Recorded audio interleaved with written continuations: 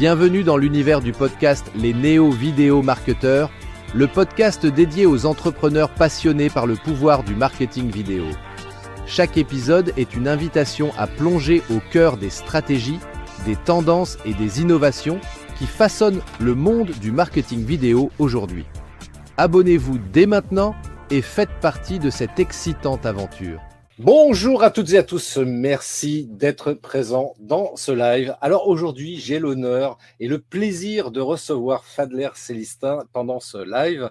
Alors c'est quelqu'un, vous avez peut-être déjà vu, je l'ai déjà reçu, je crois que c'est l'année dernière qu'on s'était vu, on en reparlera peut-être, mais voilà. Donc aujourd'hui, il vient d'écrire un nouvel ouvrage et on va parler notamment de son livre qui s'intitule Adaptativité, c'est pas facile à dire. Les 12 principes clés pour un leadership agile et résilient. Et donc très rapidement, qui est Fadler? Fadler, c'est un entrepreneur et coach visionnaire connu en France, mais aussi à l'international. Et ça aussi, il va nous en toucher deux mots. Et Fadler, notamment, a passé justement les 15 dernières années à aider des gens, des entrepreneurs, à maximiser leur impact. Et notamment, il est aussi l'auteur d'un autre livre qui s'appelle Total Impact, que je vous invite vraiment à lire et à découvrir. Je crois que je l'ai d'ailleurs quelque part là dans ma pile de bouquins. Je vous montrerai après coup. Et donc, justement, le livre Adaptativité, les 12 principes clés pour un leadership agile et résilient. Donc ça, c'est un livre qui est un véritable guide pour toutes les personnes qui veulent devenir un leader plus flexible et résilient. Voilà, c'est quelque chose dont on entend beaucoup parler. Et justement, Fadler, dans ce livre, parle beaucoup de résilience, d'agilité mentale, de flexibilité et de voir comment ces qualités peuvent transformer notre vie à tout à chacun, que ce soit au boulot, que ce soit à la maison ou dans la société en général. Alors, si vous voulez savoir comment libérer votre potentiel et devenir un leader agile et résilient dont le monde a besoin, restez avec nous pendant ce live et parce que ça va être un moment unique, rempli de conseils pratiques et de sagesse. Alors, on se retrouve tout de suite avec Fadler après ce jingle.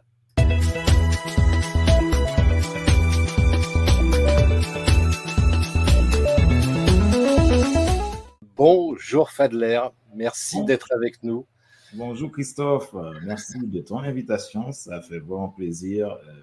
Ça fait un peu plus d'un an qu'on a fait notre dernier live et aujourd'hui c'est l'opportunité encore de se retrouver. C'est toujours un grand plaisir de te rencontrer et d'être sur tes lives. En tout cas, merci et gratitude à toi. Pour ceux qui ne me connaissent pas, donc moi je suis Fadler Célestin, je suis un expert en leadership et puis coach professionnel certifié. Et puis fondateur de Total Impact. Total Impact, qui est une entreprise dont l'objectif, c'est d'aider les entrepreneurs, les dirigeants, les personnes à décupler leur impact. Donc, leur impact dans leur sphère d'influence. Donc, on sait clairement que l'humain, on a tous de l'influence, on a tous du leadership, mais on a besoin de savoir où est-ce que ce leadership-là peut s'impacter, peut se développer.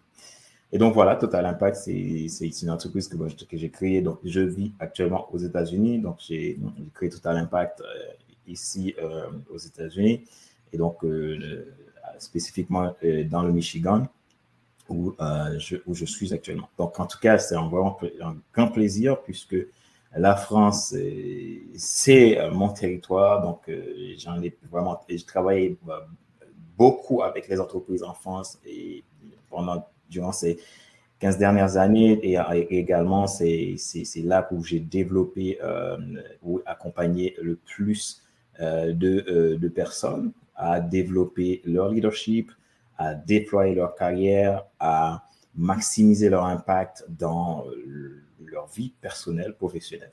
Et voilà, l'idée, c'est que chacun puisse avoir un impact transformationnel à 360 degrés dans sa vie, parce que je crois que nous ne sommes pas là par hasard. Et c'est vraiment ce qui anime ma mission de vie en tant qu'entrepreneur. Donc, et nous sommes là aujourd'hui pour en parler d'une manière ou d'une autre. Alors justement, tiens, explique-nous un petit peu, parce que c'est vrai que la thématique là, d'aujourd'hui, c'est sur le leadership agile et résilient. Est-ce que déjà tu peux nous définir un peu ce que ça veut dire agile et résilient, ces deux termes-là? Alors, agile et résilient, donc si on prend le terme agile, qui va être un petit peu différent du terme adaptable, hein. Donc, parce que l'agilité, c'est de pouvoir, comme je l'ai dit dans mon livre, en fait, il y a des choses qu'on ne contrôle pas. Et il y a des choses qu'on n'arrive pas à. En fait, on n'a aucun contrôle des situations qui vont arriver, mais on a le contrôle de nos perspectives. Et donc, l'agilité, c'est la façon qui nous permet de pouvoir se fondre dans la mêlée, donc se fondre comme le caméléon, du coup, d'une manière positive, et pour pouvoir avancer, se déployer malgré tout. C'est comme ça, moi, je définis l'agilité. Cette notion où je peux vraiment, en dépit de toutes circonstances, continuer à évoluer, continuer à me déployer, peu importe ces circonstances-là, parce que j'ai l'opportunité de mes perspectives pour avancer. Donc, en gros, ça me permet de pouvoir me fondre dans la mêlée et avancer, donc, et aller jusqu'au but. Et donc, si je le traduis à ma manière, c'est comme ça, je parle d'agilité dans le livre,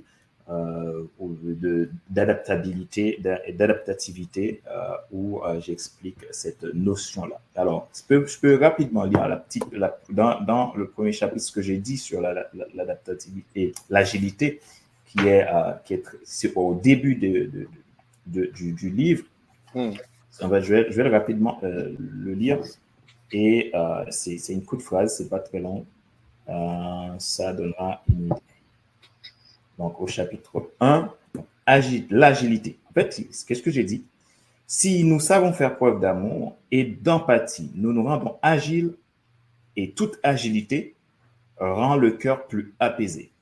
L'homme agile d'esprit sait que son besoin est incessant pour des valeurs et aspirations inspirées. Moi j'ai mis inspiré de Dieu, puisque moi je crois qu'il y a, nous sommes pas là, il y a quelque chose qui nous guide, pour maintenir ses pensées à un niveau de gratitude, de sagesse, de connaissance, de souplesse, d'humilité et de respect pour avancer en toute sérénité vers sa mission. Donc l'idée de l'agilité, c'est comment je peux, avec ma mission que j'identifie, déployer mon potentiel et créer l'impact.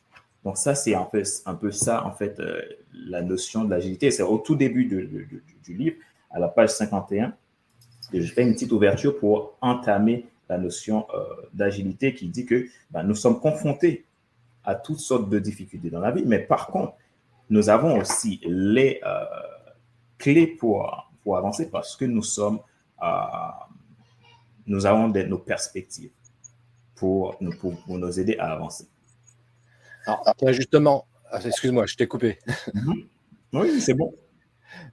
Parmi les 12 principes ou les 12 clés là, que tu proposes dans ton livre, est-ce qu'il y en a un en particulier là, que tu aimerais nous partager là aujourd'hui, que tu considères peut-être, alors c'est difficile bien entendu, mais est-ce que celui que tu considérais peut-être le plus, s'il doit en rester qu'un, pour reprendre une citation, voilà, s'il doit en rester qu'un, ça serait quelle clé en fait, quel principe? Alors, pour te dire clairement, dans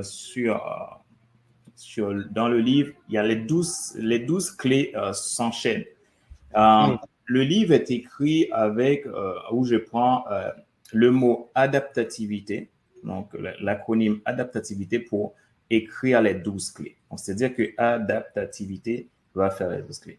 Tu peux nous donner le détail justement de cet acronyme-là, parce que je trouvais ça super intéressant d'ailleurs. Donc, tu sais, en fait, Christophe, après avoir écrit Total Impact, c'est les 12 lois du leadership pour déployer votre équipe de champions et influencer des milliers de personnes, qui est un livre qui est écrit en 10 chapitres, et les 10 chapitres, avec chaque chapitre, c'est une loi et que ces lois-là sont dérivées de l'acronyme leadership, qui a 10 lettres. Et je trouvais que c'était important d'écrire Adaptativité, qui est ce livre-là qui va permettre d'amener la notion d'agilité et de résilience. Parce que nous avons besoin de résilience pour avancer dans un monde en constant changement. Et d'agilité aussi pour pouvoir se fondre dans la mêlée et avancer, percer et saisir les opportunités. Et donc, du coup, j'ai utilisé le mot adaptativité. Pourquoi adaptativité? C'est dérivé de adaptabilité. Mais je trouvais que, en fait, dans mes recherches, je trouvais que les Canadiens utilisent ce mot-là surtout dans le milieu de la technologie, adaptativité, qui va beaucoup plus loin que adaptabilité. Bon, ça c'est un autre débat. Et je trouvais que ce mot-là avait quelque chose de beaucoup plus profond. Et je me disais, non, en fait, c'est vrai que ce n'est pas un mot qu'on entend tout le temps, mais c'est un mot qui s'utilise. Et puis, je me suis dit, en fait, non, au lieu de dire adaptabilité, je vais utiliser adaptativité.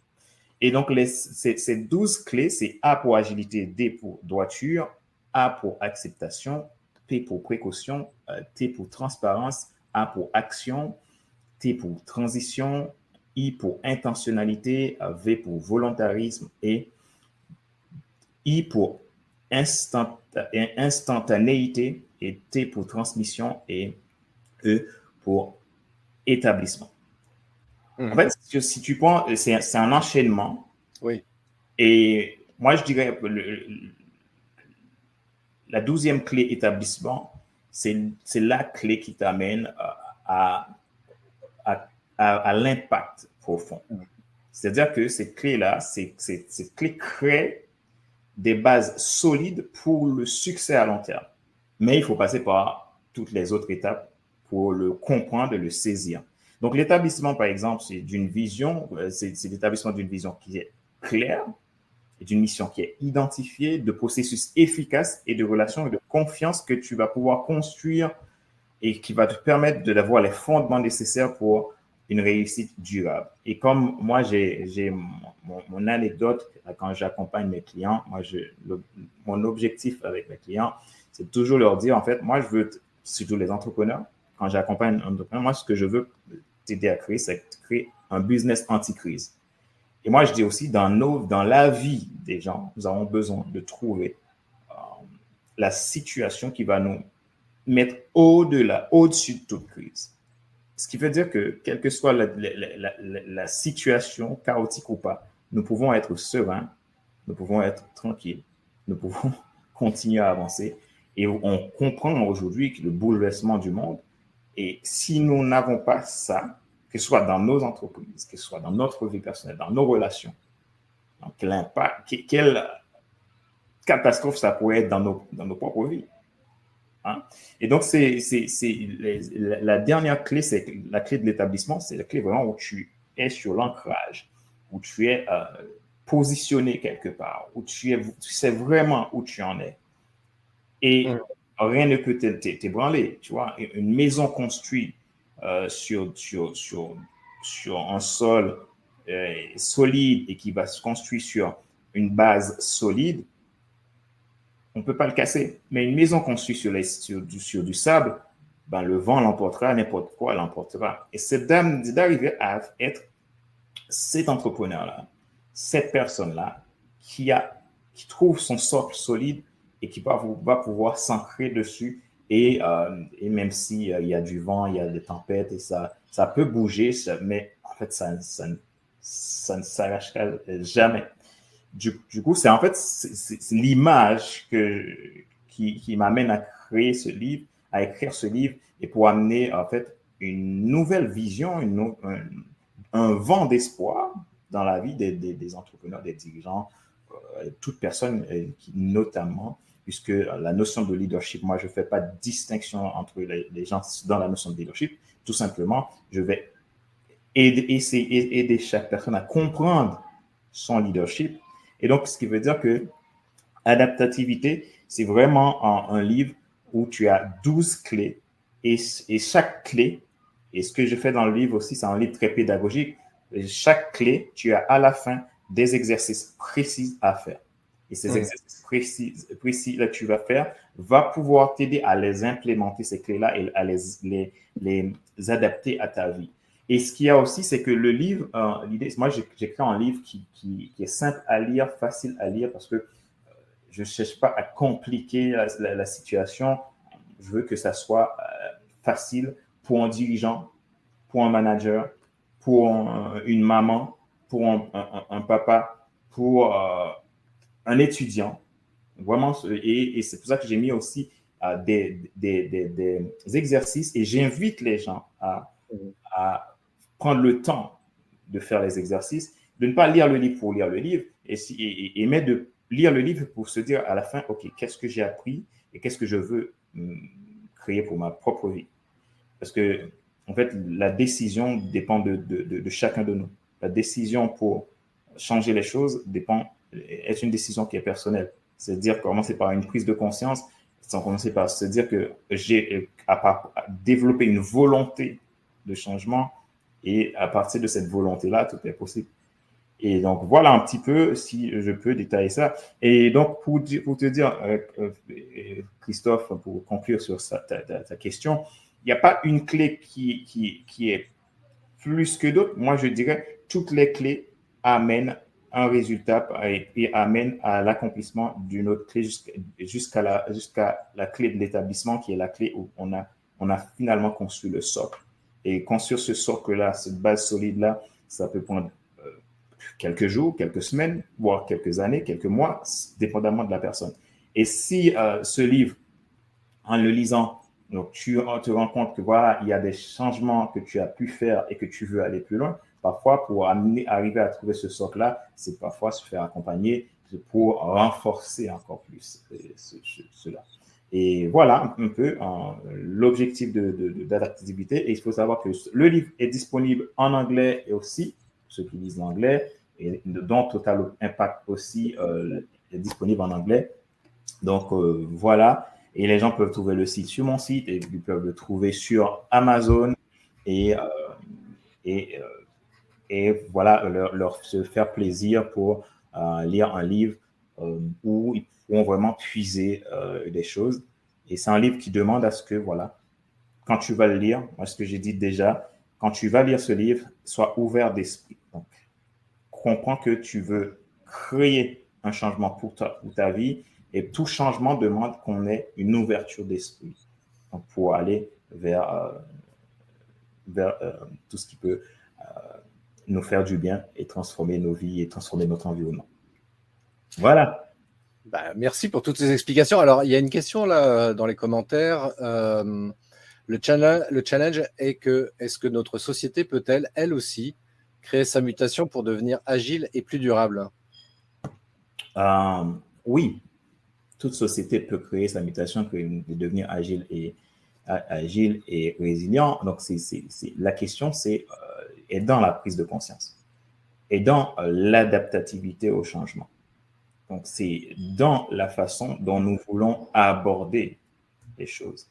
Donc, dans la façon où nous voulons marcher sur une sorte, si je prends la règle de la droiture, ce qui est une règle, si on veut devenir agile et résilient, on a besoin de cette règle-là. Et qu'est-ce que cette règle, sur quoi en gros cette règle se base? C'est une règle qui nous permet d'agir avec intégrité et honnêteté. Et quand on prend le mot intégrité, c'est-à-dire entièreté, ce qui fait de nous ce qu'on est. C'est-à-dire qu'il va avoir des notions de valeur, des notions de croyance, des notions de limites, des notions de besoins qui vont devoir être identifiées. Et si on va dans la notion de besoin, on sait que l'être humain a 4 besoins, a quatre grands besoins, qui sont dans notre catégorie, c'est vivre, aimer, apprendre et transmettre. La question va être, OK, cette société-là, qu'est-ce que cette société veut? Mais veut réellement, pas ce qui semble être bon, mais ce qui est vraiment bon. Tu vois, donc c'est ça en fait. L'agilité demande, la droiture amène cette notion où on va développer notre intégrité, comprendre notre intégrité et travailler avec honnêteté sur les choses qui sont essentiel, fondamental. Et puis, cela va établir la confiance, le respect. Et parmi l'ensemble des membres de la société, donc ça va créer une adhésion à la vision. Hein, et puis, comme ça, on peut devenir de manière fiable, de manière éthique, de manière écologique, hein, cette société-là. Maintenant, c'est un long débat, ça demande de l'engagement, comme je dis, et ça demande de la responsabilité. Et donc, voilà. Je ne sais pas si je réponds clairement à la personne, mais en fait, c'est ce que je détaille un petit peu dans le livre pour amener à comprendre que voilà, tout est possible. Mais il va falloir prendre des décisions.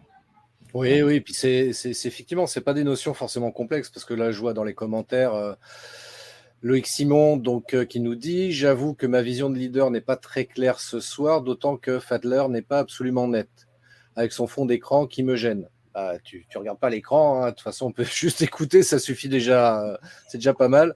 Quant à adaptativité, 12 clés, waouh. Et puis après, il met avec ces 4 besoins, c'est plus simple à comprendre, merci. Voilà, donc il ne faut pas faire de réagir à chaud, laisser Fadler expliquer les choses, et puis après, à un moment donné, on comprend. Et puis surtout je reviens là-dessus, si on veut aller plus loin sur son concept j'y arrive pas, hein, définitivement, adaptativité, eh bien, procurez-vous son livre. Donc, vous allez sur son site internet, hein, qui apparaît en bas de l'écran ou en description du live, de la vidéo, fadlercelestin.com. Et là, vous pouvez retrouver, donc vous procurez le livre, vous aurez tout dans le détail. Voilà. Et tout est beaucoup plus clair, parce que c'est vrai que dans un live, c'est difficile de tout expliquer en long, en large et en travers. C'est pas forcément évident. On essaye de donner envie, en tous les cas, aux gens d'en savoir plus. Et en l'occurrence, moi, c'est mon intention que vous essayez d'en avoir un petit peu plus. Vous ayez envie d'en avoir un petit peu plus. Donc, procurez-vous son livre. Ou tout au moins, je pense que là, Fadler, tu seras OK avec moi, tout au moins, envoyez un message à Fadler. Voilà. Envoyez un message et puis nous pouvons discuter. Et puis vous pouvez comprendre mieux la notion de leadership, comme Loïc l'a dit. Donc, il faut savoir que la notion de leadership, c'est une notion complexe. C'est une notion complexe, et d'autant plus en francophonie, c'est une notion encore plus complexe. Et oui, parce que quand on parle de leadership en francophonie et en France en particulier, c'est encore plus complexe. Donc, si je parle de leadership avec un Américain, il sait tout de suite de quoi je parle. Et parce que ça fait partie de leur écosystème, de leur mentalité, et il sait tout de suite de quoi je parle. Donc, d'ailleurs, mon livre, c'est pour ça qu'il est écrit en anglais, et c'est les Américains en raffolent. Donc, du coup, mais la question, c'est que le leadership, parfois, ça demande à ce qu'on se détache de ce qu'on peut penser, à notre manière de penser, à notre manière d'avoir été éduqué, pour comprendre, pour sortir de ça, pour comprendre le leadership, puisque c'est une notion qui est très complexe. Et pourtant, comme je dis, le leadership, c'est très simple, c'est de l'influence, et nous avons tous de l'influence. Et si on parle d'influence, l'être humain est fait d'influence, donc l'être humain, en quelque sorte, a du leadership. Mais par contre, maintenant, qu'est-ce qu'on veut faire de ce terme-là, qui, en francophonie, reste toujours un long débat, et que je comprends que c'est difficile, mais ça demande donc de vouloir chercher à aller plus loin. Puis on peut en discuter, contactez-moi, vous comprendrez mieux. Et puis sinon, achetez les livres, vous comprendrez plus en détail, parce qu'on ne pourra pas lire et expliquer combien de pages là, 300 combien de pages, 370 pages.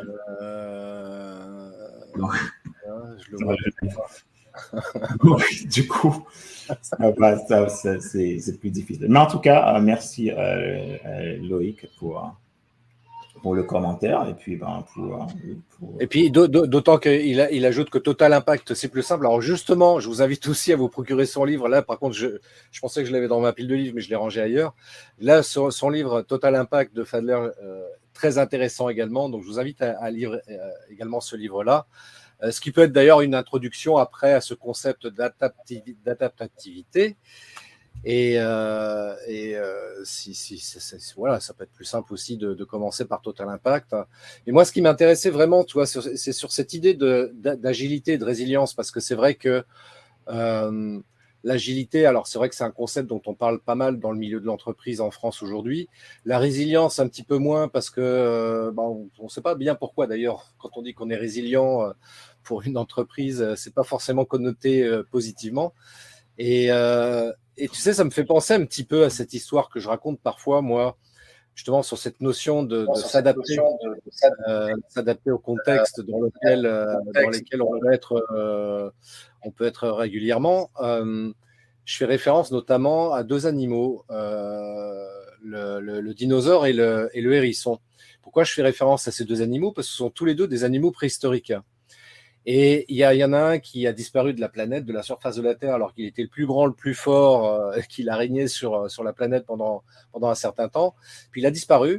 Et par contre, le hérisson, entre autres, parce qu'il n'y a pas que lui, hein, j'ai découvert récemment qu'il y avait même le requin qui est antérieur d'ailleurs à l'existence des dinosaures et qui existe encore aujourd'hui également. Mais le hérisson, je trouve intéressant parce qu'il est de la même période que le dinosaure et lui, par contre, existe toujours de nos jours. Et j'en viens simplement à dire, c'est pas parce qu'on est le plus grand et le plus fort qu'on peut rester puissant et rester vivant, entre guillemets, au sens figuré comme au sens propre, mais de savoir s'adapter aussi au contexte environnementaux, contexte économique, contexte dans tous les sens du terme. Eh bien, on peut être simplement plus petit, mais si on a cette qualité de savoir s'adapter, eh bien, ça peut nous permettre de continuer à vivre très longtemps et puis d'avoir une vie épanouissante. Et c'est un peu l'objectif de tout à chacun, je pense, mais voilà quoi. Exactement. Et oui, pour revenir sur ça, donc ton image entre le hérisson et le dinosaure, c'est intéressant parce que si on prend l'agilité qui est cette capacité de réagir rapidement et efficacement aux changements et aux imprévus, le hérisson a su le faire. C'est comme, on peut prendre l'image du roseau. En fait, le roseau, souvent, on se dit que quand l'eau passe, tu vois, le roseau, il se plie. Mais on pourrait penser que c'est fini pour le roseau, il est arraché. Mais non, il est tellement bien enraciné. En fait, il se plie. Après, quand l'eau a fini de passer, on voit le roseau encore plus solide. Et les hérissons a su faire cette transition-là. Et dans le contexte de leadership, l'agilité implique donc une flexibilité mentale et opérationnelle, donc qui permettent vraiment d'adapter les stratégies. Et là, on va parler de stratégies, que ce soit un entrepreneur que je suis, que ce soit un papa, une maman, que ce soit qui je suis. Donc, ça m'amène à cela. Et si on prend la notion de résilience, qui est la capacité à se remettre rapidement à des difficultés, à s'adapter au changement et à continuer à progresser malgré les défis. On peut comprendre bien, on peut prendre l'exemple même, donc, qui est très récemment, la période Covid. Donc, on a vu des entreprises qui sont, moi j'ai toujours cet exemple-là, des entreprises qui se ferment parce qu'ils ont un gros problème d'agilité, d'adaptabilité et de résilience. Ils se disent, on a toujours fait comme ça, oui, comment on va faire, etc. On se met en chômage technique. Enfin, tout le monde se met au chômage, etc. On attend. Mais d'autres entreprises se sont dit, OK, c'est une opportunité énorme. On va essayer de changer de stratégie. On va utiliser Internet, on va utiliser ceci, on va utiliser cela. Même des restaurateurs, j'ai vu, moi, comment ils se sont facilement, ils se sont changés rapidement de cap et sauvé leurs entreprises. Et aujourd'hui, ils continuent à innover. Donc, c'est pour ça que dans le livre, tu vas avoir une petite photo d'un caméléon que je mets, en fait, et c'est symbolique pour montrer que voilà, l'agilité, c'est un peu ça. Je pense que les entreprises, principalement, ont besoin de comprendre ces notions-là Et si on veut vraiment avoir des entreprises pérennes, des entreprises qui sont anti-crise, qui arrivent à surmonter les difficultés, ben, ces notions-là sont nécessaires pour les aider, quoi. Bah, c'est clair, tu sais, ça me fait penser toujours également à cette histoire de l'entreprise Kodak, hein, qui a été le leader mondial, hein, du traitement des pellicules pour le cinéma, pour la photographie également. Et quand le numérique est arrivé, début des années 2000 notamment, ils ont refusé de prendre le virage du numérique en se disant, bah, nous, on a toujours fait comme ça, donc on va continuer à faire comme ça, donc à faire de la pellicule, parce que c'est ce qu'il y a de mieux. Enfin bref, ils avançaient plein d'arguments là-dessus. Et bah, qu'est-ce qui s'est passé, Kodak? C'est une entreprise qui a disparu. Ça a disparu parce qu'ils n'ont pas su se mettre en mode agile et en mode adaptable. Donc, c'est ça. Parce que c'est pas une mauvaise chose si les choses évoluent. Mais maintenant, qu'est-ce que je veux faire avec ça? Et évoluer dans un milieu qui change continuellement ne veut pas dire non plus que je suis obligé de faire des compromis avec mes valeurs, faire des compromis avec des choses qui sont externes. On n'est pas. En fait, si tu évolues, tu fais des compromis avec les éléments fondamentaux de ta vie, c'est là tu meurs. Mais tu peux évoluer tout en respectant qui tu es. Et puis, ben, là, tu gagnes. Et c'est ce que la plupart des entreprises qui ont su naviguer sur le changement, eh bien, arrivent à faire. Parfois, donc, très souvent, les entreprises qui ne respectent plus leurs valeurs, donc, dans le changement, ils s'effondrent. Parce que les gens ne s'adaptent plus. Mais quand tu sais gérer les deux, c'est extraordinaire. Aujourd'hui, c'est comme on a l'IA aujourd'hui qui prend une place prépondérante. Mais en fait, il y a deux choix. En fait. Soit tu dis, ben moi, je veux pas de ça, je veux pas de ça. Dis, ben écoute, comment je peux utiliser ça de façon raisonnable, de façon éthique, de façon où je respecte mes valeurs à moi. Et puis, c'est ça que tu réussiras et tu continueras à naviguer dans le temps et le changement. Et donc, tu continueras à avancer. Donc, c'est une question, et tout ça, c'est du leadership. Et comprendre ces notions-là, le management n'est pas suffisant pour aller dans ces directives-là, dans cette direction-là. Il faut le leadership et le management. Et le leadership, tu as justement question de Candide, hein, qu'on s'entende bien, mais pour ceux qui auraient du mal encore à appréhender ce terme-là, comment on pourrait le traduire différemment, ce terme-là, de manière peut-être plus simplifiée, peut-être plus compréhensible pour les gens qui n'ont pas du tout, enfin, soit qui ne connaissent pas du tout le terme, ou soit qui ont une vision peut-être un petit peu connotée négativement. Comment on pourrait le traduire différemment, ce terme de leadership, hein? Alors, comment on peut le traduire différemment? Donc, au début, j'avais dit tout à l'heure que le leadership, c'est de l'influence. Chacun a de l'influence. On a tous de l'influence. Donc, il y a la notion d'influence, la notion de relation, communication. Maintenant, si on peut le simplifier, le leadership, c'est peut-être, on peut le dire que c'est l'art et cette capacité à pouvoir guider, influencer, inspirer un groupe, une organisation à atteindre des objectifs qui sont communs. Donc, quand on est dans le leadership, on est dans le groupe. Il y a le leader, bien sûr, qui a une mission identifiée, une vision qui est claire, mais qui, au travers de ça, amène un groupe qui adhère à cette vision, à une réalisation. Donc, si on peut conclure sur ça, on peut dire que le leadership a 4 éléments qu'on peut voir. C'est la vision, je dirais 5. Enfin, à plus que ça, un peu, mais je vais aller sur la vision, la communication, l'influence, qui est partout, parce que l'on veuille ou non, et l'influence, c'est pas négative, hein, c'est pas quelque chose de négatif.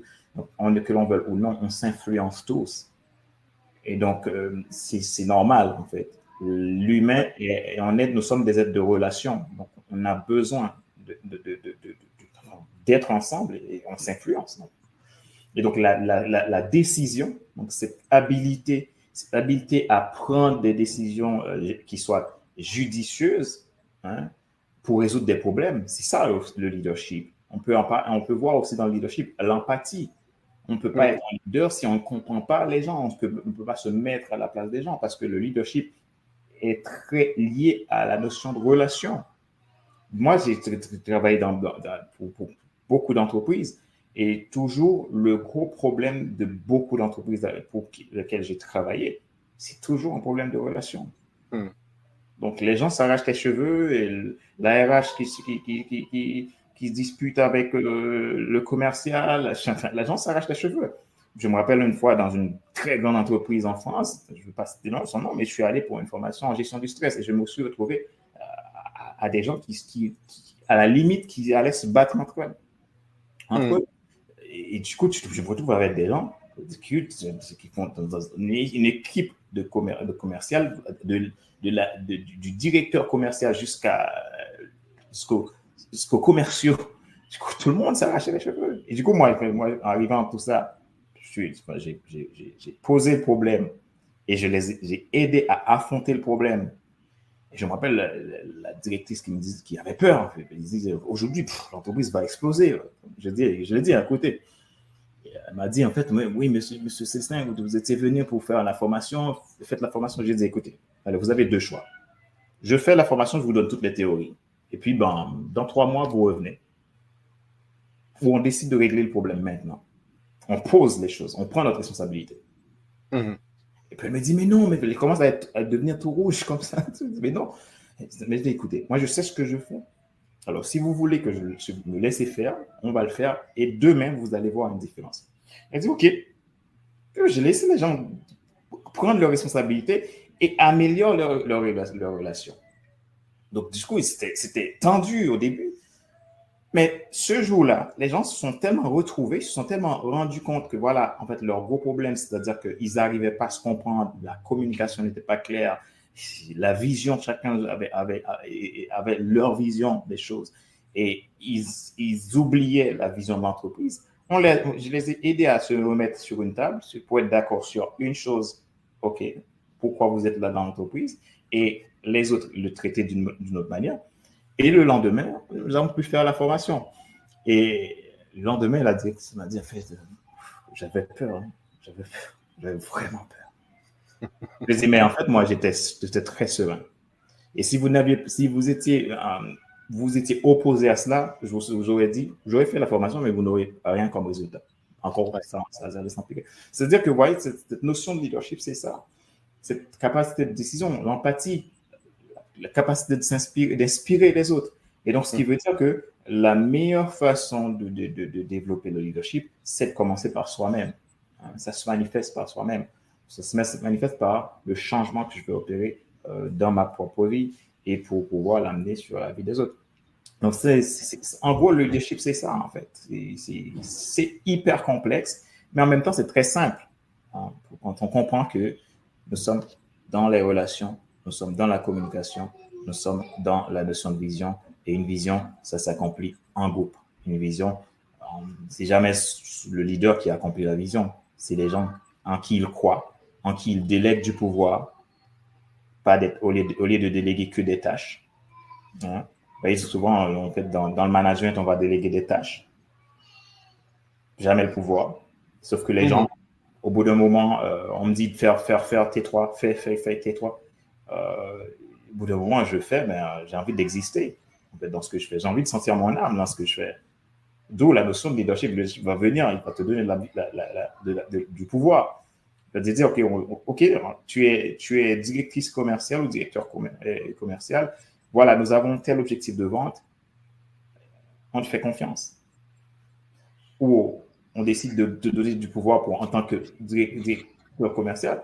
Ou du moins, on te dit, nous, on veut ça, faites comme ça, point final. Tu vas me dire comment tu vas te sentir. En fait, c'est aussi simple que ça. Donc, la notion de leadership. Et ça nous permet de mieux vivre ensemble et de mieux se résoudre les problèmes et d'être plus résilient, plus adaptable. Et puis, d'avoir une société plus stable. Que ce soit réellement.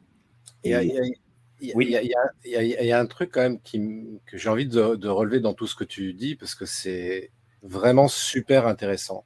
C'est super inspirant. Et il y a une notion quand même qui me paraît importante dans tout ce que tu racontes, c'est que il y a cette notion aussi de communiquer, de prendre le temps de communiquer. Dans le sens où, parce que c'est vrai que la communication, c'est la base, hein, on est des êtres humains, on est une espèce grégaire, donc on a besoin des uns des autres. Et je rejoins ce que tu disais sur l'idée que, qu'on le veuille ou non, on a une influence sur notre environnement et sur les gens que l'on côtoie.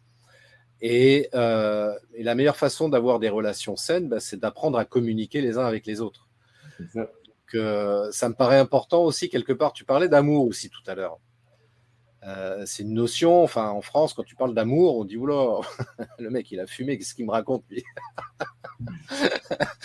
Punaise, mais je sais pas, l'amour, c'est pas, y a rien de sexué à travers ce terme-là. L'amour est juste une émotion, un sentiment qu'on a le droit d'éprouver envers d'autres êtres humains. Il me semble me rappeler que quelque part sur les mairies, il y a parfois écrit liberté, fraternité, égalité. Et fraternité, bah, on est tous frères et sœurs, et donc on a le droit d'avoir de l'amour pour ses frères et sœurs. Enfin, il me semble, hein, je ne veux pas dire bêtise, mais donc c'est juste un amour d'humain à humain. Et donc d'accepter qu'on voilà les différences des uns et des autres. Et je pense à un reel là, que j'ai publié là aujourd'hui où je faisais référence à un grand philosophe. Je crois que j'en ai déjà parlé d'ailleurs, Fadler, ce grand philosophe qui, moi, m'inspire beaucoup. Mhm. Je rigole parce que c'est très drôle en fait. Mais ce philosophe s'appelle Jean-Claude Van Damme, où il a dit un jour, il faut être aware. Au-delà de la blague du personnage, je trouve que ce qu'il dit, dans le fond, c'est super intéressant. Mhm. Parce que c'est vrai que d'être aware, ou en d'autres termes, en bon français, d'être ouvert d'esprit. Mhm. Voilà, je suis manager, j'ai des collaborateurs, etc. Bah, je suis ouvert d'esprit. Il y a des gens voilà, qui ont des passions, des visions différentes de la mienne. Et ce Exactement. n'est pas pour autant que je vais les dénigrer parce que l'un préfère les pizzas et puis l'autre préfère les spaghettis. Tu vois, enfin. C'est d'arriver dans. En fait, c'est des schémas de pensée qui nous bloquent, en fait. On reste focus sur soi-même. Et c'est ça, le leadership, le vrai leadership va amener à débloquer ça, cette situation. Sortir de soi-même, en fait. Arrêter de se centrer sur soi. Hein, on est auto-centré très souvent. Hein. C'est ce que j'ai crois, c'est comme ça que j'ai grandi, c'est comme ça que j'ai toujours fait. Et les autres n'ont aucun droit. C'est vrai, on devient intolérant sans s'en rendre compte. Et C'est ça le problème. c'est là que commencent les gros problèmes de communication, parce que Eh je oui. tombe dans le jugement, au lieu d'analyser, au lieu de questionner, hein, je juge. Oh non, il n'a pas de faire comme ça, on n'a jamais fait comme ça, nous, et comment lui, il ose. Enfin, tu vois, on tombe dans le jugement, et tout sentiment, toute action de jugement chez l'autre amène de la frustration et amène aussi de l'opposition. C'est naturel. Et c'est pour ça, par exemple, en coaching, on te dit, ben, tu n'as pas à juger ou à analyser la situation de la personne, questionne la personne, laisse la personne et utilise plutôt des questions ouvertes. Parce que les questions ouvertes ne vont pas amener cette notion de jugement. Mais quand tu dis à la personne, mais pourquoi tu as fait ça, ben, la personne a envie de se défendre. Mais tu dis simplement à la personne, qu'est-ce qui fait que tu as fait ça? Alors, Ben, des questions ouvertes ou bleues. Ça dépend de la typologie de la personne. typologie de la personne, effectivement, mais on va trouver une manière de poser la question sans Oui. amener la notion de jugement, tu vois. Et c'est ça, en fait, c'est des schémas de pensée limitantes, hein, qui vont, Ouais. des limites limitantes qu'on va se mettre et qui sont très liées à nous, à notre éducation, à plein de choses, à des choses qu'on a vécues qui vont nous enfermer sur nous-mêmes. Et je suis totalement d'accord avec Jean-Claude Van Damme, il faut être ouvert. Donc, si tu n'es pas ouvert, donc tu ne peux pas avancer et embrasser l'autre. Et la notion d'amour, ça n'a rien. En fait, jusque là encore, ça va être des schémas de pensée. Quand on parle d'amour, l'amour, c'est un mot qui dit que, en tant qu'être humain, on a tous besoin d'amour. Rappelez-vous la chanson Besoin d'amour. Dans nos relations, s'il n'y a pas d'amour, ça sert à quoi? Je travaille avec des collaborateurs qui me détestent. Où est-ce qu'on va? Oui, c'est un peu ça la notion, et c'est simple en fait. Oui, et puis c'était quoi le truc aussi? Je vous dis, ah oui, si, il y a un truc qui est vachement important que tu as évoqué également. Le fait d'être, t'es manager. Ok, tu as du leadership, tu délègues des tâches, mais tu délègues pas le pouvoir. Et c'est là où peut parfois aussi se présenter des situations un peu ennuyeuses, on va dire ça comme ça, de la part de managers qui délèguent pas le pouvoir, et c'est ok. En revanche, enfin, pour moi, il y a une qualité qui me paraît essentielle dans ce genre de situation précisément, c'est l'exemplarité. D'où l'idée que tu as évoquée aussi, j'aimerais bien qu'on revienne là-dessus d'ailleurs, l'idée de faire un travail sur soi-même, parce que avoir du leadership par rapport à soi, c'est déjà un boulot qui occupe pas mal, mais avoir du leadership pour manager des personnes, là, ça demande, enfin, on acquiert une responsabilité supplémentaire et de grands pouvoirs demandent de grandes responsabilités. Enfin, ouais, c'est ça, demande une grande responsabilité, pour reprendre la citation de Spider-Man, mais c'est un peu ça l'idée aussi, quoi. Exactement. Parce qu'en fait, ce qu'il y a, c'est que, déjà, tu l'as bien dit, le leadership de soi, c'est très complexe. Parce qu'il faut prendre conscience de soi, il faut accepter, être conscient de soi, il faut accepter aussi à développer une connaissance de soi, il faut aller dans la notion d'estime de soi, il faut aller dans la notion de connaissance de soi, de la notion de confiance en soi, d'affirmation de soi. Et tout ça, c'est écrit dans mon livre Devenir enfin moi. Donc, j'explique ces 5 notions-là. Donc, il faut aller déjà dans ça pour amener son leadership personnel. Et sans leadership personnel, il est difficile d'être un leader pour les autres. Parce que tu ne peux pas inspirer, tu ne peux pas vraiment donner l'exemple. En fait, comment tu vas donner l'exemple de quelque chose que tu ne connais pas, que tu ne sais pas faire? Donc, il devient difficile. OK, tu peux aller à l'école, tu apprends le management, mais tu vas appliquer juste la théorie, juste ce que tu as appris à l'école.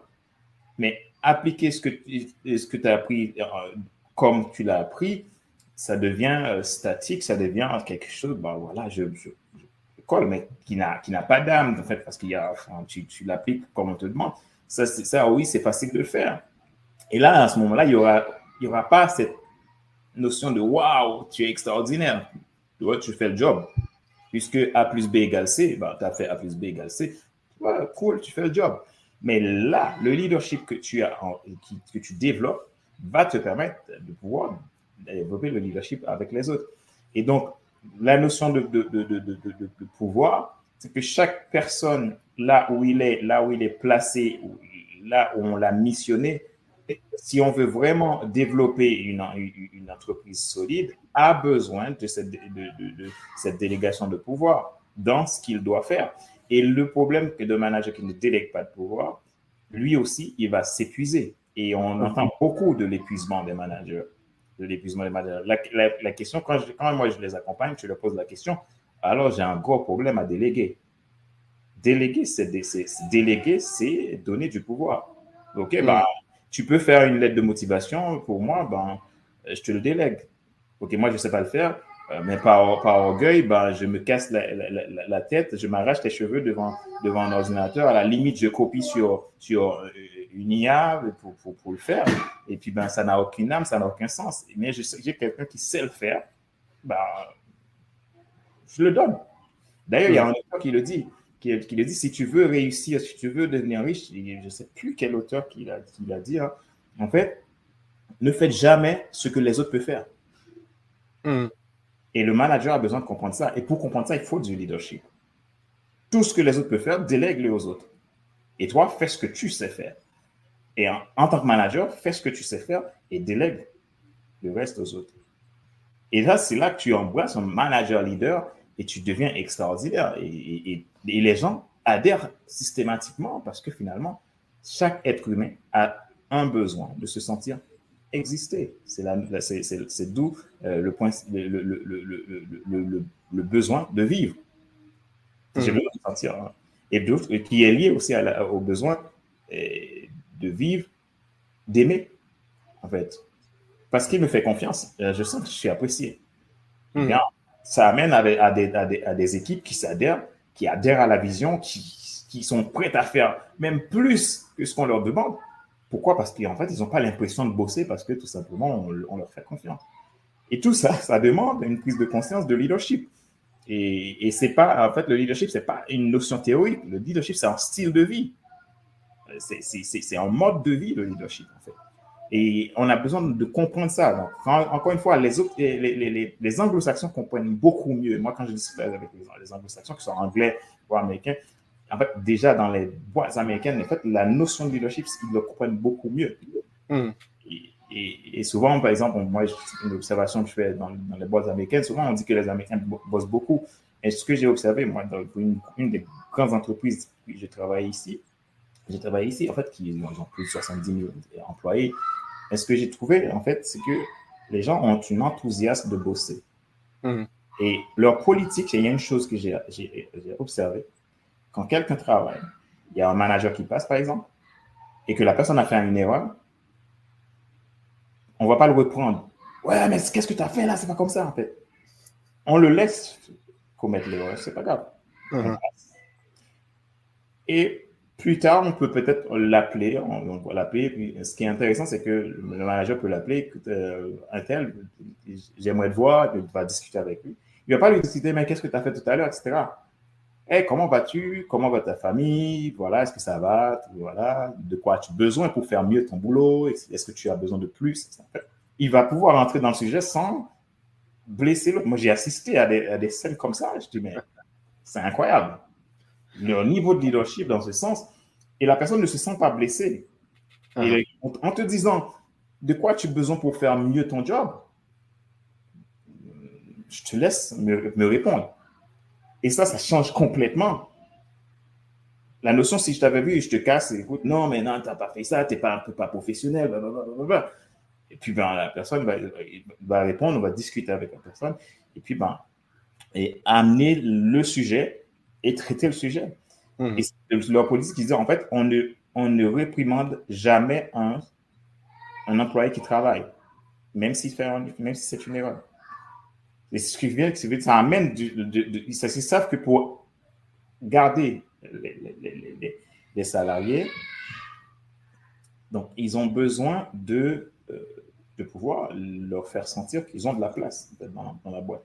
Il faut qu'ils arrivent à adhérer là-dessus. Ça veut dire que ces notions-là sont importantes, de comprendre que le leadership a besoin d'être partout pour pouvoir vraiment amener une différence au sein de l'entreprise et amener le changement, la durabilité. Et voilà, tout être humain a besoin de se sentir, voilà, ok, je me sens à ma place parce qu'on me délègue, on me fait confiance.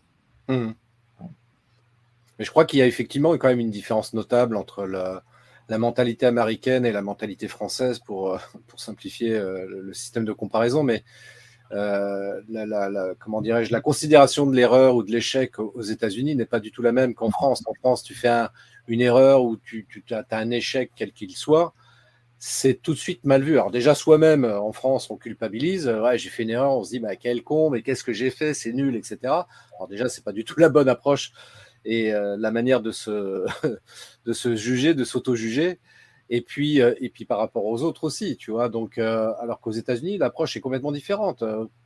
Moi, je me rappelle cette anecdote, je ne sais pas si elle est réelle, mais c'est une histoire qu'on m'avait racontée. Tu vois, un Français qui décide de partir aux États-Unis pour trouver un emploi là-bas, il fait un CV comme il le fait traditionnellement en France, et puis il arrive aux États-Unis, le recruteur qui le reçoit, il dit « Ok, c'est bien votre CV, mais je vois que vous n'avez jamais eu d'échec dans votre vie professionnelle. Comment c'est possible hein ?» Nous, on préfère travailler avec des gens qui ont eu des échecs parce que c'est beaucoup plus formateur que des gens qui ont une vie lisse, bien rodée, il ne s'est jamais rien passé d'imprévu parce que justement, cette qualité d'adaptation, on l'acquiert entre autres au travers d'échecs ou d'erreurs que l'on peut commettre, tu vois. Donc, on essaye de voir les choses un petit peu différemment. C'est-à-dire, attends, ok, là, je me suis planté. Au lieu de planter le clou comme ça de travers, je vais peut-être essayer de le planter droit. Ça marchera peut-être mieux, quoi. Mais il n'y a qu'en faisant l'erreur qu'on le comprend, tu vois. C'est vrai, en fait, ils acceptent beaucoup la prise de risque. En fait, ils prennent des risques. Ils prennent beaucoup de risques. Ils acceptent la prise de risque, ils acceptent d'échouer. Ils acceptent ce qui est intéressant ici, c'est que souvent, ils n'ont pas peur d'échecs. Moi, il y a une chose qui m'avait... Je te fais une anecdote. J'ai un gars il est SDF, donc il a tout perdu. Parce qu'il a fait un investissement, apparemment un mauvais investissement, il a tout perdu. Et puis moi, il y a une radio que j'écoutais, j'aime beaucoup écouter. J'ai écouté la radio et puis J'ai entendu le gars, il parle à la radio. Il appelle la radio, parce que la radio faisait un levée de fonds pour un organisme de bienfaisance, tout comme ça. Et puis, il appelle, en fait. Il a dit qu'il était sur le parking de McDonald's. Et puis, on lui dit, mais qu'est-ce qu'il fait à McDonald's? Il est là pour déjeuner. Non, il a dit, non, il n'est pas là pour déjeuner. Donc, il est dans sa voiture avec ses enfants. Parce qu'actuellement, il est SDF. Donc, du coup, voilà, il a fait un mauvais investissement, il a tout perdu parce que s'il prennent beaucoup de risques, il peut perdre tout aujourd'hui, il reconstruit tout demain aussi. Puis, il explique en fait, et il dit, bon, voilà, avec l'autre monde, les gens disent, waouh, on est désolé de ça, etc. Et comment ça se passe, etc. Il dit, en fait, oui, ça va bien, j'appelle la radio, en fait, pour faire un don. J'ai dit, what? Le gars, il est SDF. Il appelle pour faire un don, parce qu'en fait, il dit, pourquoi je fais faire un don pour ça? Parce que telle institution, cette institution on a fait beaucoup pour moi, et je me rappelle, et je veux avoir de la gratitude pour ça, je veux faire un don. Je me dis, what? En fait, je me suis dit, mais quelle mentalité, le gars a. Et pendant que j'étais assis à la radio, je me suis dit, en fait, ce gars-là, demain matin, il va trouver un nouvel emploi, il va retrouver son argent, il ne peut pas perdre, en fait. Son esprit dépasse tellement ça, en fait, la notion de si tu ne peux pas changer les circonstances, tu peux changer de perspective. Son esprit dépasse tellement le problème qu'il a. En fait, il fait un don. Il aurait pu dire, mais je garde mon argent pour me payer une chambre d'hôtel, un truc comme ça, mais non. Parce qu'en fait, il se rappelle de ce qu'on a fait pour lui, qui était vraiment gratifiant. Il s'est dit, non, je veux faire ça. Et pour comprendre que, voilà, en fait, c'est une question de perspective des choses et de mentalité, en fait, de croyance aussi qu'on peut avoir. Pour se dire, pour construire, il ne faut pas avoir peur d'échouer. Et ici, ils n'ont pas peur de parler de leur échec, parce qu'au contraire, ils trouvent que leur échec, ça construit, ça aide les autres. Et ça c'est des notions de leadership qu'il faut être conscient, en fait. Parce qu'en fait, ce qui nous apprennent le plus dans la vie, ce sont nos échecs. Et oui. Et oui. Tu sais, je vais te dire un truc, ça me revient là d'un coup, là, cette histoire. Alors, je pense à Elon Musk. Alors, qu'on l'aime ou qu'on l'aime pas, c'est pas le sujet.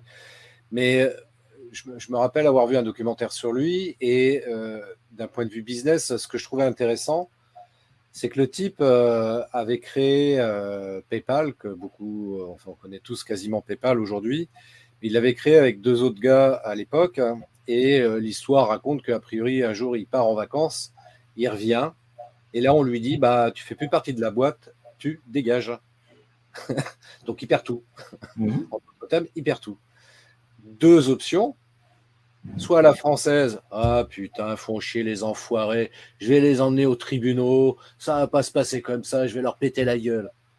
Ouais, enfin, ça fait pas avancer le schmilblick, tu as le droit de te venger, c'est légitime, le droit est de ton côté, donc tu aurais tort de t'en priver d'une certaine manière. Et puis, à la deuxième option, à l'américaine, dire, ok, pas de problème les gars, pas de souci. Je vais créer mon entreprise à moi, ailleurs. Donc, il était, je crois, après PayPal, je crois que c'était SpaceX, c'est ça, l'entreprise aéronautique. Oui, c'est SpaceX, oui. Qu'il a créé. Et là, les mecs, quand il a voulu créer cette boîte-là, ils lui ont dit, mais tu sais, tu viens pas du monde de l'aérospatial, tout ça, marchera pas.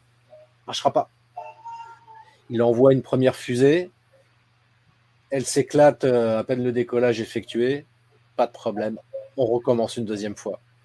Deuxième essai, s'écrase au sol directement. Donc 2 échecs consécutifs. Il y en a plus d'un qui aura abandonné, sans compter évidemment les investissements financiers que ça génère ce genre d'activité. Mais le mec, il continue. Alors qu'il avait dit au bout du 2e essai, j'arrête parce que c'est pas la peine d'insister. Puis finalement, il se dit non, je vais refaire un 3e essai. Et là, ça marche. Aujourd'hui, les gens de la NASA viennent lui manger dans la main parce que le mec, il envoie des satellites dans l'espace et ça marche très bien. Et c'est extraordinaire le concept qu'il a mis en place, sans parler de Starlink, enfin bref, de 2 autres bricoles. Bref, tout ça pour dire, sans aller pour débattre sur Monsieur Musk, mais d'un point de vue purement business, et c'est ça que je trouve intéressant dans l'histoire de ce type-là, c'est que le mec, il a eu des échecs consécutifs que tout le monde connaît, parce qu'il s'en est jamais caché. Et pour autant, ça marche. Tu vois, il a osé, il a pris des risques, comme tu le dis. Exactement. Et à un moment donné, ça marche, quoi. Il s'est pas flagellé en disant ouais, ça marche pas, mon truc, j'en ai marre, j'arrête, je vais. Non, il a persisté parce qu'il a été bien entouré aussi. Et je pense qu'il y a aussi un truc sur lequel j'aimerais, enfin, c'est que tu évoquais tout à l'heure, parce que là, on est en train de parler des échecs ou des erreurs, mais il y a un truc qui est quand même, qui me paraît vachement important aussi. Si on veut, je pense, tu vas me dire si je me trompe, mais si on veut développer cette qualité de leadership, si on veut vraiment la développer pleinement et de manière éthique, bien entendu, il me paraît fondamental, parce que c'est quelque chose que tu as évoqué, de faire un travail sur soi, d'apprendre à se connaître pour mieux comprendre les autres, enfin pour mieux connaître les autres aussi, du coup, parce que plus on se comprend, plus on comprend les autres, et plus on fait un travail sur soi, sur la tolérance, sur l'empathie, ça devient beaucoup plus facile, du coup, derrière, de manager et de développer cette qualité leadership. Qu'est-ce que tu en penses, Fadler? Mais exactement, c'est un peu l'objectif d'adaptativité, en fait, et de total impact, d'ailleurs. En fait, voilà. Tu ne peux pas faire de... Merci, Christophe. Tu ne peux pas faire en fait, tu ne peux pas créer un impact si tu ne fais pas un travail d'abord sur toi. Donc, en fait, on dit souvent, le meilleur investissement, c'est l'investissement sur toi-même. En fait, en tant que qui tu es, entrepreneur ou peu importe qui tu es, la première chose, c'est le travail sur soi. Et pour être adaptable, pour être quelqu'un qui peut créer de l'impact, pour être quelqu'un qui réussit, donc qui peut surmonter les échecs surmonter les difficultés, etc., tu as besoin de travailler sur toi. Donc, sans connaissance de soi, déjà même sans la conscience de soi déjà, il est complètement difficile. Donc, je veux dire, quand la conscience de soi, c'est pas « OK, je sais que je m'appelle Fadler, je sais que je respire et je vis ». Il n'y a pas que ça, en fait. La conscience de soi va bien plus loin, parce que beaucoup de gens vivent, ils ne sont pas conscients d'eux-mêmes. Et donc, le problème, quel impact tu peux faire?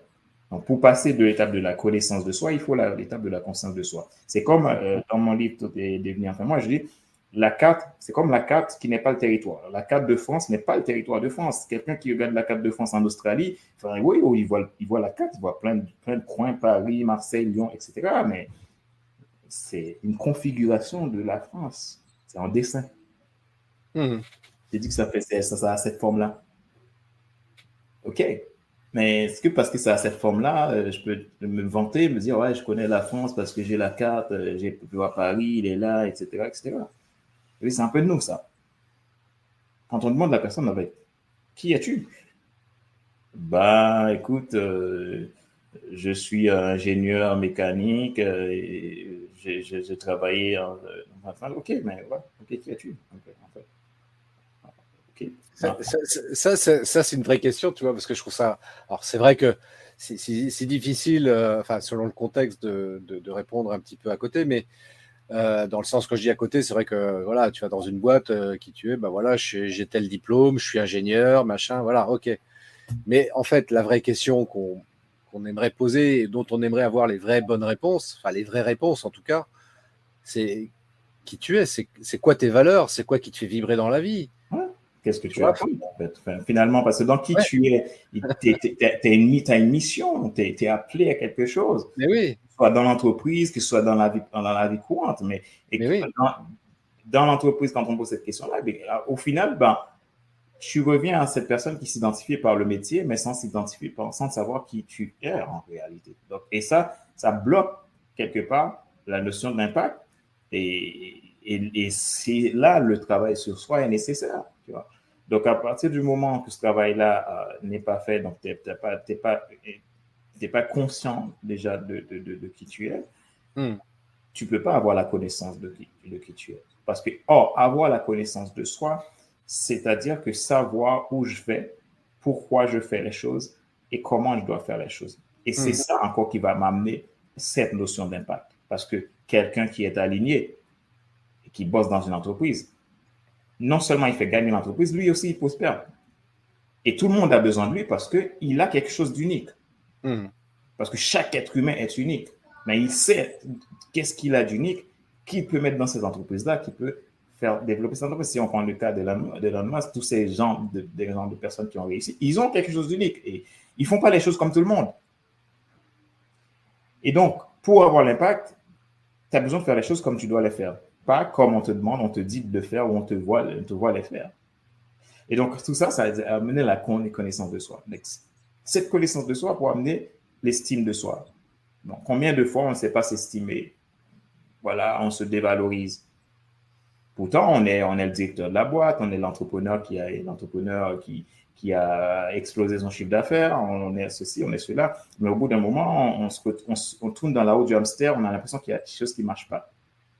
C'est parce que, en fait, la notion de l'estime, je ne peux pas m'estimer si je n'ai pas cette connaissance.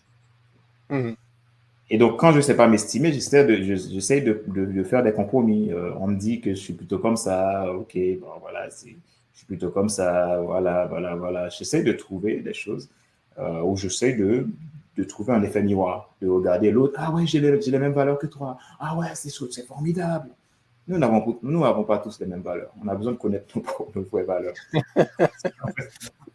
Donc, c'est sûr que nous n'avons pas tous les mêmes valeurs. Alors, vous énervez pas les gens. Ouais, donc, il y a des gens qui vont dire, oui, c'est super. Après, ils se trouvent échec total. Ah, mais ce que je savais, mais enfin, je croyais que voilà, là, je vais me venger, machin, etc. Donc, en fait, cette notion d'estime va amener cette notion de confiance de soi. Quand je ne sais pas qui je suis, comment m'estimer moi, ben, je ne peux pas avoir la confiance. Et quand je fais les choses, je vais faire les choses mécaniquement. Uh-huh. OK, on dit si je fais ça, ça va donner ça. Et que ben, c'est comme l'entrepreneur qui est derrière son ordi, l'infopreneur qui utilise toutes les techniques qu'on lui dit. On lui dit, achetez ça, tu vas faire 10 millions dans 3 mois. Achetez et fais ceci, tu vas faire cela. En fait, il n'arrive pas à clarifier son offre, il n'arrive pas à trouver ce qui lui différencie des autres dans la niche qu'il est. Il n'arrive pas à trouver des trucs. En fait, il bidouille, il fait toutes les techniques, il dépense beaucoup d'argent, il dépense de l'argent dans la publicité, il voit la publicité ne marche pas, il fait des vidéos, ça ne marche pas, rien ne marche. Mais quel est le problème? Oui, mais parce qu'il ne s'est pas adressé à la bonne personne. C'est ça. Il ne s'est pas adressé à la bonne personne. Et pour s'adresser à la bonne personne, j'ai besoin de savoir, OK, qui je suis, qu'est-ce qui m'estime et ma confiance aussi. Donc, tu sais, ça rejoint ce que tu disais tout à l'heure aussi, parce que parfois, c'est vrai que c'est assez franco-français comme raisonnement, cette histoire de savoir déléguer, tu vois. Donc, je délègue des tâches que je ne maîtrise pas ou qui m'emmerdent, quoi. Enfin, je veux dire, pour dire les choses peut-être autrement, tu vois, mais c'est pas là où je m'éclate vraiment, quoi. En tout cas, ces tâches-là, je vais prendre un exemple très, très, très simpliste, mais en tant qu'entrepreneur, par exemple, même si c'est une obligation, je veux dire, s'occuper de la comptabilité, c'est pas un truc beaucoup d'entrepreneurs aiment faire. Donc, on va embaucher une comptable qui va travailler avec l'expert comptable qu'on a l'obligation d'avoir, bien entendu. Et par contre, nous, on s'en occupe pas, quoi. On a un regard, bien entendu, là-dessus, parce qu'on est obligé d'avoir un regard, mais en tous les cas, c'est pas une tâche qu'on va exécuter quotidiennement parce que c'est pas là où on est bon, quoi, et qui nous plaît. Par contre, on va rester dans ce qu'on pourrait appeler notre zone de génie, dans notre talent principal ou nos talents principaux, et c'est là où on va pouvoir s'épanouir. C'est ça. Et si on n'arrive pas à comprendre ça, bah, ça va être compliqué, effectivement, d'acquérir de leadership, d'acquérir de l'estime de soi, d'acquérir différentes choses qui vont nous permettre de nous épanouir dans notre vie et d'avoir un total impact. Clair. Un total impact. Total impact. Et c'est ce que je souhaite pour chaque personne qui nous écoute et qui nous regarde là. C'est ce que je souhaite vraiment pour eux. Parce que quand tu es dans ta sphère d'influence, ouais. Tu es à l'aise. Tu es comme le poisson dans l'eau. Un poisson, tu le mets sur terre, il meurt. Ben oui. Tu le lâches dans l'eau, il nage. Et soyez comme un poisson dans l'eau, quoi, en d'autres termes. Trouvez votre océan, votre eau où vous êtes bien, quoi. Exactement. Et un poisson d'eau douce ne serait pas à l'aise dans l'eau de mer. Et oui. C'est tout ça, en fait, qui est nécessaire. En fait, c'est cette prise de conscience qu'on a besoin de faire sur la notion du leadership. Arrêter de complexer cette notion-là, mais de prendre ce qui est simple pour pouvoir, en fait, nous-mêmes, amener notre propre richesse aux autres. Parce que il y a cette phrase que j'avais dit, j'ai écrit il y a des années dans un de mes livres. En fait, le monde attend que de toi pour devenir meilleur. C'est-à-dire que ce que tu as, le monde en a besoin. Mais si tu ne prends pas le temps d'investir en toi, de développer ton leadership, eh bien, tu ne pourras pas le déployer. Et les gens vont finir par mourir à cause de toi. Et donc, nous sommes responsables des autres, des gens de notre environnement. Si je ne fais rien pour me changer moi-même, je vais laisser beaucoup de gens mourir. Et on revient sur les entrepreneurs. Quand tu es entrepreneur, tu es là pour servir. Eh bien, tu amènes un produit qui résout un problème. Mais si tu ne fais pas ce qu'il faut faire pour trouver le produit qui va résoudre le problème, eh bien, et pourtant, tu as toutes les clés, les clés en main pour le faire, eh bien, tu laisses plein de gens mourir. Nous devons servir. Donc, le leadership, c'est, encore une fois, c'est une notion de servir, de service. Donc, service, il ne faut pas voir ça de façon péjorative, négative. Et c'est servir. En fait, servir, quand je sers, c'est là que je prends beaucoup de plaisir parce qu'il y a une phrase qui dit il y a plus à obtenir en servant en servant qu'en recevant. Donc, il y a quelque chose comme ça. Du coup, quand tu sers, donc tu amènes plus à la vie des gens que quand tu reçois tout le temps. Donc, tout ça, c'est des choses qui peut paraître, voilà, non, j'ai pas besoin. Il y a des personnes qui pourraient dire, OK, moi, j'ai pas besoin de ça, j'ai fait mes études, je travaille, etc., etc. Donc, je peux utiliser ça. En fait, oui, on en a besoin parce que si on veut être la personne qui, dans sa sphère d'influence, compte, être une voix qui compte, on a besoin de ça. Alors justement, parce que toi, Fadler, tu es un exemple parfait. Je parlais d'exemplarité justement par rapport à tout ce qu'on vient d'évoquer. Et tu es exemplaire et tu es un exemple justement en termes de service aux autres. Et je profite, parce qu'on va peut-être conclure, je profite justement pour inviter ceux qui nous écoutent ou qui nous regardent d'aller sur ton site internet fadlercelestin.com sans accent, voilà, sans accent évidemment. Et d'aller faire un tour sur ton site internet et de prendre contact avec toi parce que moi, ce que j'apprécie, tu fais partie de ces coachs, entre guillemets, ou en tout cas de ces entrepreneurs au sens large du terme, que j'apprécie vraiment beaucoup parce que tu as vraiment de très, très belles valeurs et tu es exemplaire, tu vois. Enfin, je parlais d'exemplarité tout à l'heure. Voilà, il suffit de prendre un rendez-vous, une session de découverte, c'est offert et profitez-en pour prendre contact et échanger avec Fadler. Il y a la newsletter également auprès de laquelle vous pouvez vous abonner. Ça également, c'est offert. Il y a des témoignages qui sont intéressants également à parcourir. Je fais défiler la page pour ceux qui regardent. La page de ton site internet. Voilà. N'attendez plus, commencez à tracer votre propre chemin dès maintenant. Messieurs, dames, qu'attendez-vous? Contactez Fadler, que vous soyez francophone ou anglophone. Alors, pour les anglophones, comment je pourrais dire ça? Pour les anglophones, il y a un site aussi. Donc, il y a un site pour les anglophones aussi.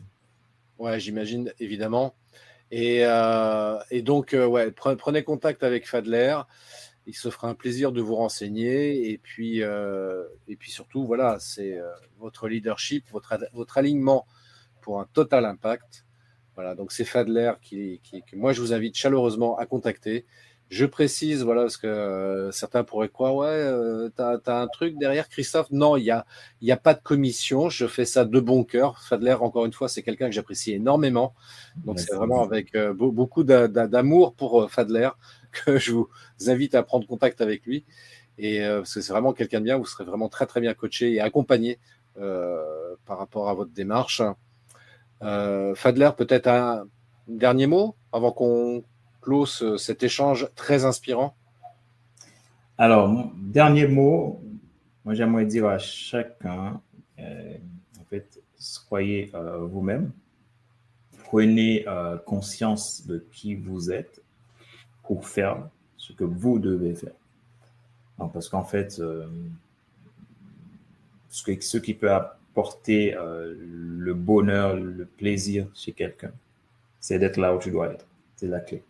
Donc, c'est-à-dire que souvent, on tourne dans la roue du hamster, on essaie, oui, et si on se pose plein de questions, on a peur, et si je fais ça, si ça marche pas, et si ceci, et si cela. Oui, on fait un boulot il n'y a aucun avenir pour nous là-dedans, mais on se dit, bon, et si je le quitte, et bon, au moins j'entends beaucoup de gens qui disent, au moins j'ai la chance, au moins, voilà, donc, d'avoir un boulot, en fait, tu es en train de t'étouffer dans quelque chose, décide de prendre la propre décision pour ta vie, parce que ta vie a de la valeur et le monde en a besoin de ce que toi, tu peux apporter pour amener le changement. Donc, la valeur, c'est toi. Comme dit un de mes clients, j'ai prêté sa phrase, la valeur, c'est toi. Bon, il y a une phrase que j'aime beaucoup de toi aussi. Une phrase que j'aime vraiment beaucoup parce que déjà c'est toi, et puis je la trouve très inspirante également. Cette phrase quand tu dis « Ma joie est dans ta réussite ». Yeah. Et c'est vrai, parce que c'est ma décision à chaque client que je signe avec. En fait, j'aime voir ta réussite. Donc, je prends plaisir à ça, et pour moi, il n'y a pas de plus gratifiant de voir quelqu'un réussir. Parce que quand tu réussis, tu es heureux. Et quand tu es heureux, la société est heureuse. Pourquoi? Parce que il y a plus de paix. Tu te sens plus libre. Il y a plus de sécurité. Il y a plus...